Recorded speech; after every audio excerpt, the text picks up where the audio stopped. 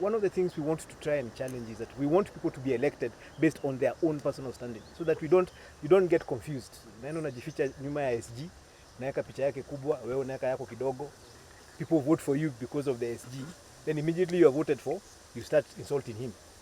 So one of the things we are trying to do also is to also generate that personal responsibility. We are selling our candidate. We are explaining, we are distinguishing them. And by the way, the distinction is now becoming very, very, very clear.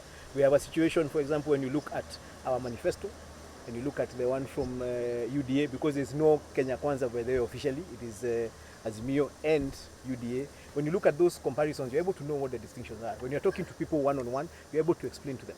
And then also part of the messaging packaging is to create that distinction, so that we don't confuse voters by hiding behind certain positions. Otherwise, you're going to end up having the same problem we have now, where we have some people who got elected because they put Uhuru's picture in front of them, and the first thing they did immediately they got into office was start undermining him. They are looking for how they are going to challenge the win of Raila Amolo Odinga in court. That is why Maina, the executive director, wrote a letter to Haj. Is it Haj? Yes. BBP. To NIS. Because they are preparing, they know they have lost the 2022 election. Now they are preparing to challenge it in court, so that they know what we are doing. We are preparing to ensure that the gap between us and them is so wide. You can always go to court, but the difference between Raila and Ruto will be such that everybody will be seeing that we are wasting our time. That's why we are gradual and we know what to do and when to do it. It is now upon us as Jubilee, as Azimio, as Wiper, and everybody else that is within our formation to harvest from those people who have finally realized that UDA is nothing else other than lies. So this is a real thing that is happening on the ground. In this region, some 5 months ago, you would not have dared discuss the issues we are discussing today. Anywhere you go today, you'll be able to introduce any topic that you want on Raila, on Azimio, on Jubilee, on Uhuru. And that is the kind of movement that we want. We don't want to create just euphoric support. We want people to support Azimio for reasons. We have now the manifesto that tells Kenyans as to what do we stand for, what do we want to achieve for them. That is why, and the movement will be gradual. You will see the actual movement sometimes towards the 15th of July. That is when you now see, and we are clear in what we want to do.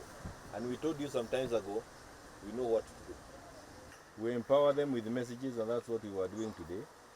Hiyo ingine ni mtu ajishughulikie, kwa sababu hii maneno ya siasa iko namna hiyo.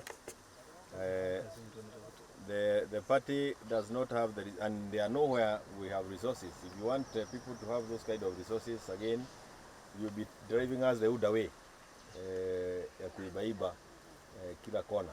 So hapa ni kujitegemea.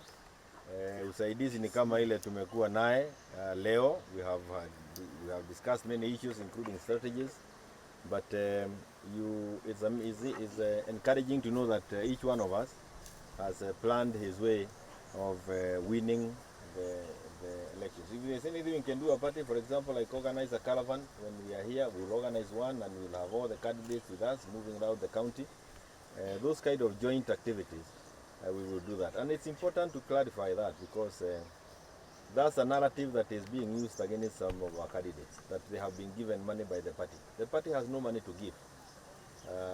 Na ile kidogo unaona mtu akijaribu ni yake. Kwa hivyo watu wasiende kudanganya wengine ya kwamba kuna watu wamepatiwa pesa na chama na ni wakati ya kupora hawa. Hawana chochote kutoka kwa chama. Wenyewe ndio wanajitegemea. Wengine wameuza ile wameuza, wengine wamepata pale wamepata. Lakini bidii ni ya kila mmoja.